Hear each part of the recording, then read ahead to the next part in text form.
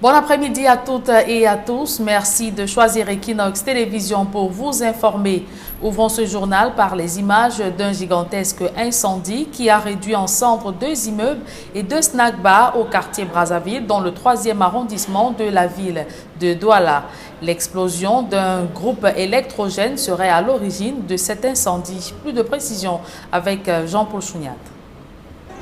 Des flammes ardentes, consumant tout sur leur passage, sous le regard presque impuissant des habitants du quartier Brazzaville, dans le 3e arrondissement de Douala. Des secouristes de fortune, avec des moyens de bord, tentent de stopper la fureur des flammes, mais en vain.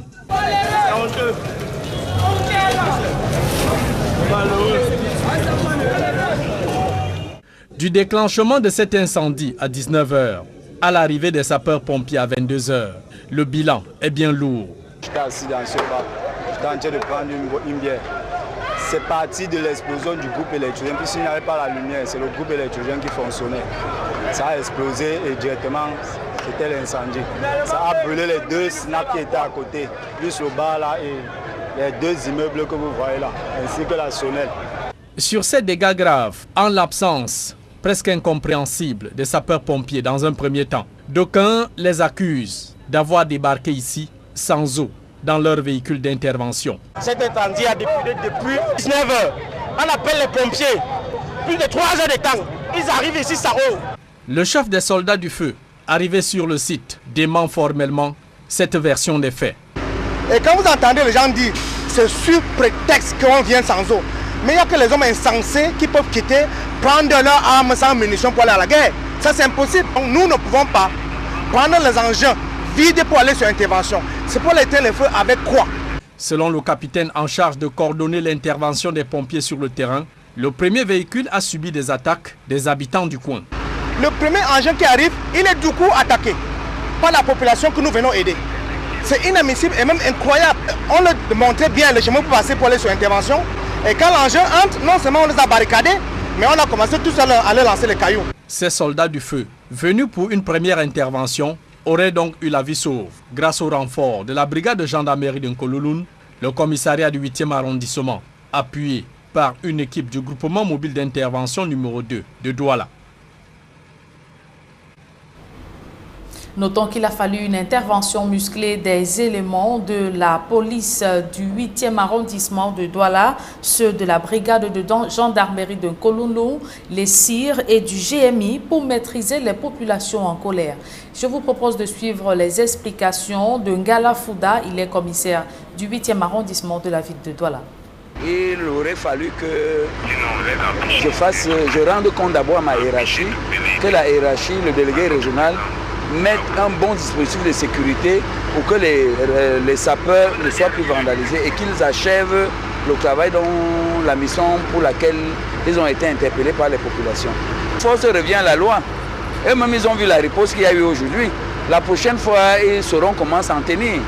Parce que maintenant, lorsque dans mon secteur, on va faire appel aux sapeurs, je suis sûr qu'eux-mêmes, ils auront le résultat de la riposte.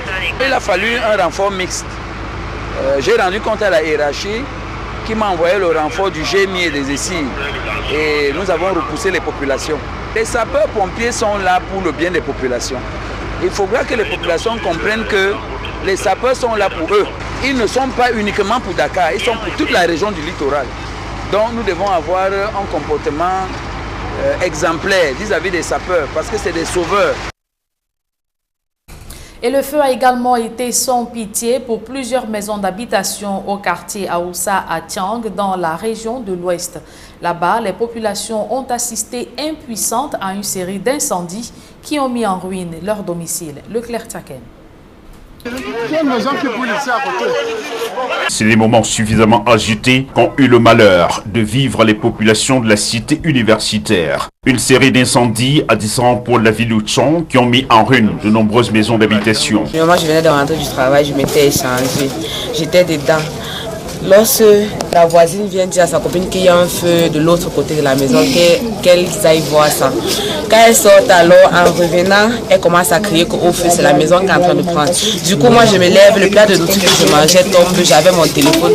Je me précipite dans les chambres pour retirer leurs enfants. Maintenant, quand on veut entrer, quand on veut sauver quelques petits trucs du genre, nos habits ou nos actes de naissance avec nos diplômes, les maisons se mettent seulement à exploser, tout brûle. Comme c'est là maintenant. C'est dans les coups de 20 h que la première alerte est donnée. Ça brûle au quartier Oussa, quartier populaire de la ville. L'incendie s'est déclenché alors que la ville entière est plongée dans le noir par l'absence de l'énergie électrique. Une bougie serait à l'origine du sinistre. Dans le même quart d'heure, à quelques encablures de là, un second incendie est signalé. La langue des flammes est encore plus ardente. Ne laisse rien au passage, seul le temps de sauver les enfants qui dormaient paisiblement dans les appartements de cette cité. Dès qu'on sort, on réussit à retirer tous les enfants, la maison explose. Sur place, les soldats du feu brillent par leur absence. Ils sont injoignables, nous signale-t-on.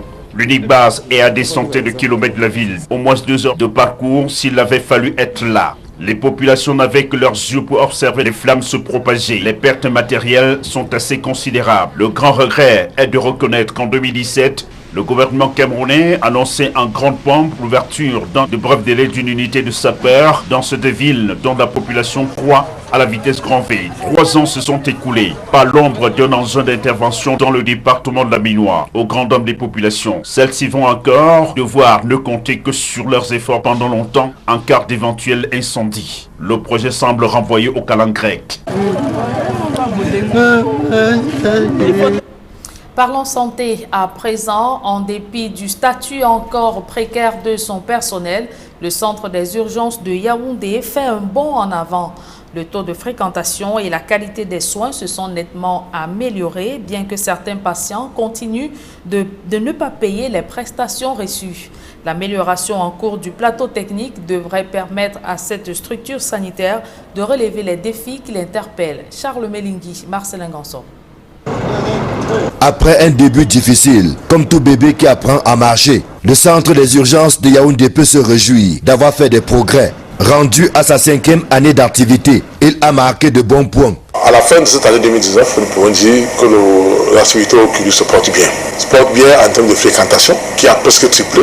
Aujourd'hui, à Yaoundé, dans la sous-région, les gens savent comprennent que quand on a une urgence, la seule direction c'est le CURI. Et même les hôpitaux de Yaoundé, ces environs, nous transfèrent de patients graves. Nous pensons que nous avons fait beaucoup d'efforts en termes de qualité de soins, en termes d'accueil des patients et en termes de services rendus. Mais la page des difficultés n'est pas complètement tournée. Au rang de celle-ci, le non-paiement des prestations par certains patients, même si en 2019, l'on observe que le taux de recouvrement s'est nettement amélioré. C'était une nouvelle philosophie, une nouvelle approche, la prise en charge inconditionnelle des urgences vitales.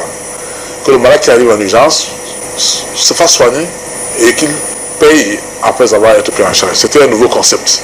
Mais je pense que rendu en 5e année, il y a eu une très bonne évolution. Dans les esprits des Camerounais déjà, qui savent que les soins doivent se payer. Ce n'est pas encore à 100%, c'est vrai. Il y a un certain nombre qui ne pourront jamais payer. Les indigents, c'est connu. Les enfants de la rue et tout, les victimes de la justice populaire sont déposés au CURI. Il faut les prendre en charge, les soigner. En termes de recouvrement de coûts, recouvrement au niveau du CURI, nous sommes passés de 40% à près de 60% en 2019, qui va encore s'améliorer en 2020 pour que le CURI puisse continuer à leur donner des soins de qualité. Donc je crois que c'est une évolution qu'il faut saluer. Il y a aussi que le plateau technique, en service depuis 5 ans, accuse le coût de nombreuses sollicitations et commence à vieillir. Heureusement, de nouvelles acquisitions de matériel et divers équipements figurent au rang des priorités de 2020. La capacité de réponse a été un peu freinée à cause des équipements du CURI qui étaient arrivés en fin d'exercice, en fin de vie. Nous avons fait un plaidoyer à notre hiérarchie gouvernementale et nous sommes en train de renouveler totalement le CURI en termes d'équipement. Et puis nous voulons passer, n'est-ce pas, à la chirurgie ambulatoire, qui a été notre objectif il y a 2 ans. Nous allons faire en 2020 la chirurgie mini-invasive pour permettre aux patients de venir au CURI et de rentrer au même jour ou alors 24 heures après. C'est une chirurgie mini-invasive avant de fermer. Et je pense que le gouvernement nous a donné du matériel à hauteur de 2 milliards et qui est en train d'être livré par les sociétés adjudicataires.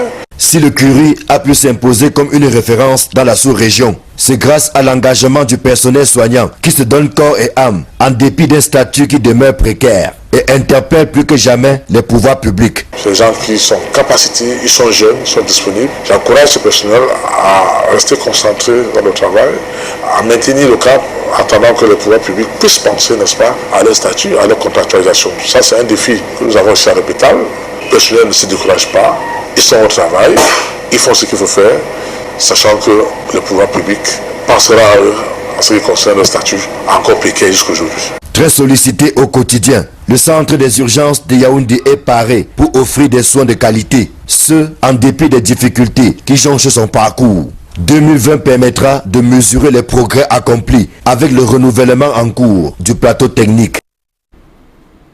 En sport, après la trêve due aux fêtes de fin d'année, les championnats Elite One et Tour ont repris droit de cité le week-end dernier.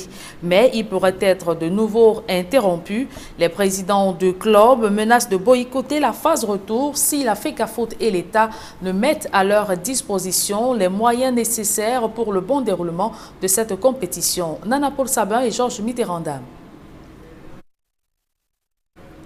Et je vous le disais, après la trêve due aux fêtes de fin d'année, les championnats Elite One et Tour ont repris droit de cité le week-end dernier, mais ils pourraient être de nouveau interrompus. Les présidents des différents clubs menacent de boycotter la phase retour de la compétition si la FECAFOOT et l'État ne mettent à leur disposition les fonds indispensables pour le bon déroulement de cette compétition. Georges Mitterrand, Nana Paul Sabin. Les stades, les joueurs et leurs encadreurs courent à la rune dans les championnats professionnels de football du Cameroun. Les infrastructures, en grande partie, ne sont pas aux normes. Les joueurs et leurs encadreurs, sans salaire pour la majeure partie, vivent mal de leur métier. Ils tirent le diable par la queue. Les présidents des clubs ont tiré la sonnette d'alarme lors de l'Assemblée générale du syndicat des clubs d'élite du Cameroun, dans le but de trouver des solutions à la situation précaire des principaux acteurs du football professionnel. Les dirigeants de clubs affirment avoir tenté en vain de rencontrer les principaux bailleurs de fonds du football professionnel au Cameroun, notamment le ministre des Sports et le Premier ministre. Butés sur l'indifférence des autorités, les membres du syndicat des clubs d'élite ont pris la résolution de suspendre leur participation au championnat dès la fin de la phase aller. Ils conditionnent la reprise du chemin des stades au paiement des subventions portant sur la rémunération des joueurs et des encadreurs, au paiement de la dotation relative au fonctionnement du football professionnel et à la mise à la disposition des clubs des infrastructures conformes au championnat professionnel.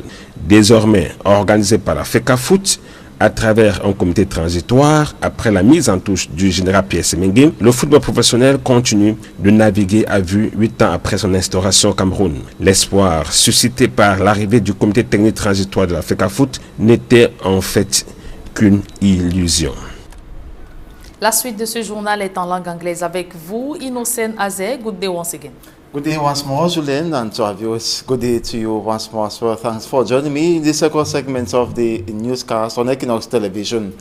We begin by talking about some cancer patients in the restive southwest region of the country, where life is completely difficult due to the socio-political impasse, and they are wishing to live like any other Cameroonian across the national triangle. And some of the cancer patients who are internally displaced persons from Moyoka subdivision in the southwest region of the country, example being patients and equally Necolin, are suffering from breast and leg cancer, and pleading on persons of good consciences to assist them or give them a survival chance. Derry Jotto tells their story in the following report. 1 year 4 months old Ngoto Shalom and Ngoto Shama are on the hospital bed in Boya. I come from Nenge, Moyoka subdivision. And as their mother stared at her twin daughters, she recounts the condition under which she gave birth to them. I born my twin taking them inside bush. Never ever attend no hospital because there was no road. Because road no be the way I could go hospital since the road they be don't be blocked. Because of that same war, Ari and yet her first daughter left school some 3 years ago. Though this is not the kind of life she had planned for her children, but Ari Pamela is thankful that at least her children are growing. But there is something growing on her breast, and that is cancer of the breast. Our two patients have problems of cancer. One has a cancer of the breast, and the other one is having a cancer on the leg. Dr. John Chishogi is the Chief Medical Officer here at Mount Mary Hospital in Boya. We realized that she was not having adenopathy around the axillary. We went and removed the breast. The breast has been taken off, but this 28-year-old is not out of danger yet. But after operation, we have to go for chemotherapy. Now, the main problem we have with her is way to get money to pay chemotherapy. I think the 6 session will cost around 1.5 million pounds CFA. While thanking those who came for her assistance up to this stage, Are Pamela is begging people of goodwill to help her stay alive. For her twin daughters. Because without taking those treatment, something might still badly happens to me. So I'm begging for them to help me. Yes, I really pray, so may God increase my life again so that I can take care for this speaking. She injured her leg in the bush, and to her it was a normal wound refusing to heal. But today doctors say it is not a mere wound, but cancer of the leg. The cancer of the womb will enter for promal issue. How would you cope it? The situation of the country, also the security, the situation, social situation, she's alone first. The family have been discarded, they have been the houses, but we are giving her what we call palliative care. Hence, the situation of her case is very, very advanced because her mental has been really affected. I remember one time she refused any treatment because she wanted to go fast. She said, "Doctor, it's enough, allow me to go now." But we say that we are in the hospital, we must take care of you until the last breath. This widow and a mother of 4 is helpless. If my brother, when they don't see say they feel helping me, I will over glad because the treatment for the cancer is over here. Some contributions came in the past, but to gain her health, Atengong Nicolene need an approximately about 3.5 million. The money is not enough, which means that it's not up to half of what is needed for healthcare. They had to hand over this money to her. The both cases are at Mount Mary Hospital in Boya Subdivision, Southwest region of Cameroon. With the suffering brought about on the population of the restive Northwest region by the Anglophone crisis, the Army Rescue Unit has not abandoned the population despite the limping Bamenda City Council. The Army Rescue Unit has been assisting in the collection and disposal of waste around the city of Bamenda, and now during this period of dry season, it is equally helping the population from contracting catarrh and equally cough as a result of the dust emitted in the atmosphere, and they're doing so by watering most of the seasonal roads, as reported by Mbo Stella. In Cameroon, and by the environment is bound to be dusty. Bamenda is not left out. The streets were covered with potholes until December 2019, that they were maintained with earth. Aside roadside businesses being affected, the inhabitants are also exposed to respiratory and cardiovascular health risks. Recently, the 50th Army Rescue Group, under the command of Navy Captain Peter Topufong Edgar David, watered some streets in Bamenda. Now, some roads in Bamenda have been reshaped, and it brought out a lot of dust, especially with dry season. And population were complaining about the dust, and then the army, in one of his mission, that is the CIMIC, that is Civic Military Cooperation, decided that they should water the road. And the inhabitants breathed a sigh of relief, even if it was for few hours. I'm really feeling difficulties here with us. It's not easy for us here. So I thank God for the Army Rescue that have already done their best today. I thank them very much. These 2 buckets of water placed here by this woman selling fruits. With these, she waters around her table. Her own way of making her environment less dusty, she tells Equinox Television off camera. Many others like her have resolved in watering around their businesses and homes. But for how long for a country that hopes to emerge by 2035? How long will they continue watering the road like this? Shall it be every day or every week? After 2 hours, dust will start getting up again. In the 21st century, everywhere should be good tar. Not tar that they put before 2 hours is gone off. In Bamenda these days, inhabitants go about their activities with their scarves in a bid to limit the intake of dust particles. A group of young Muslim leaders are praying for return of peace in Cameroon.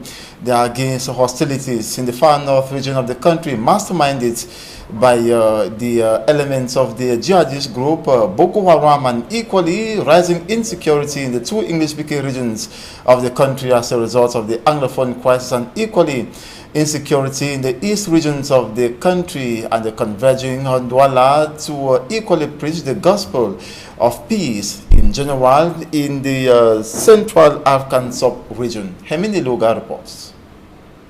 Social stability and upgrading economy, among others, is what is needed to see Cameroon forge ahead. And for this to prevail, there is need for peace. According to an assembly of Muslims who gathered in Idea, Littoral region, fraternity and solidarity is highly essential. Tria Shebu is the national president of the Young Muslim Leaders in Cameroon. Our main focus is to consolidate Muslims all over Cameroon and in the sub-region entirely, and to bring peace and social cohesion in the sub-region and particularly in Cameroon.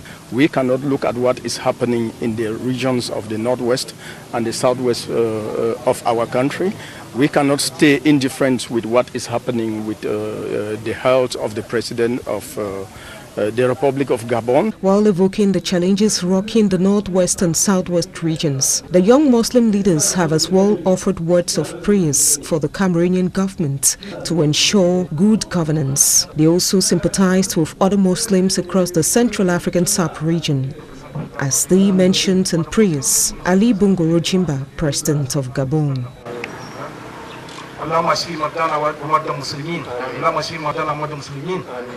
The population of the Brazzaville neighborhoods in the Douala 3 subdivision are yet to smile with elements of the Army Rescue Units.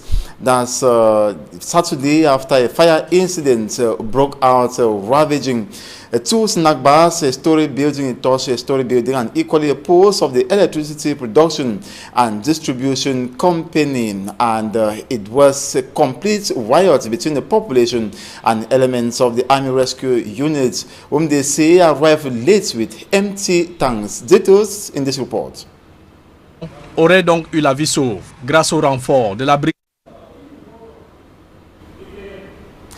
We'll be getting reactions in that report. A fire incident which occurred that was in the Brazzaville neighborhood in the Douala 3 subdivision that ravaged that ravaged 2 snack bars and equally touching a story building and a post of the electricity production and distribution company. And the angry population are blaming elements of the Army Rescue Units for arriving late and equally without water. Details in this report.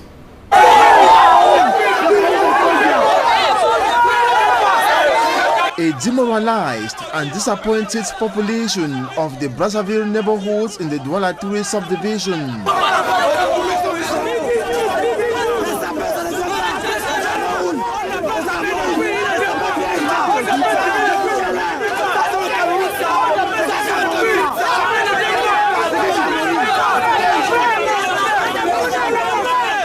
Two snack bars razed to ashes, a story building and a post of the electricity production and distribution company touched by flames Saturday night due to what the rioters termed poor management by the firefighters, who allegedly arrived late without water to quench the flames.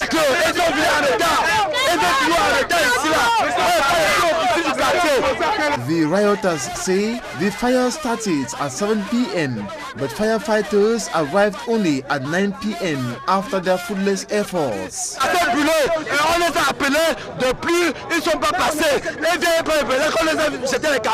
They even flexed muscles with a rescue soldier as they arrived at the scene at 10 p.m.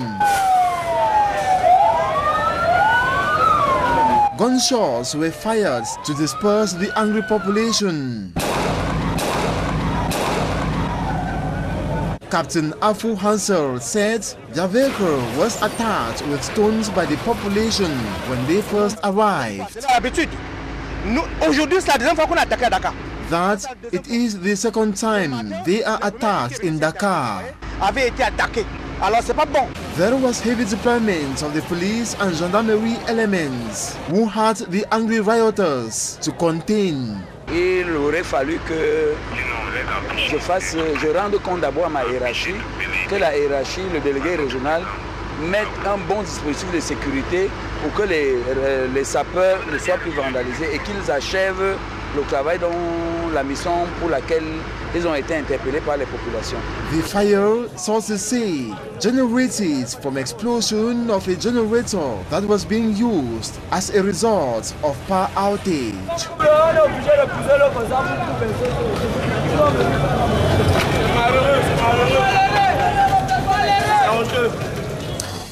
And I present you results of match day 16 of the Elite One Championship that played in stages across the country. Yesterday, Young Sports Academy of Bamenda whitewashed the Dragon of Yaoundé. That's 5-1, while Avion Bars to Bambutos of Boda 0-1. RS Fortuna and Union of Douala separated on a 0-0 time. APGS beats UMS of Loom 2-1, while Future FC spanked Stade Renat, that's 2-1. And regarding other results, as you will be watching on the classification table, other results equally saw that is PWD of Bamenda defeated by APGS, or rather defeated by APGS defeat Young Sports Academy of Bamenda defeated by Fuvu Football Club. That's 2-1. Canon of Yaoundé beats Panther 1-0. Tonnerre Kalara Football Club, that's bows to Coton Sport of Garoua 0-1. Eding Football Club and Colombe will equally be playing a delay the 16th match that will be in the days ahead. And that's it for this 12 p.m. Bilingual newscast on Equinox Television. Thanks so much for watching. Do join us at 4 p.m. Je l'embête à 16h. Le rendez-vous est donc pris pour 16h. Innocent Nazé, mesdames et messieurs, merci de votre fidélité. Les programmes se poursuivent sur la chaîne Leader.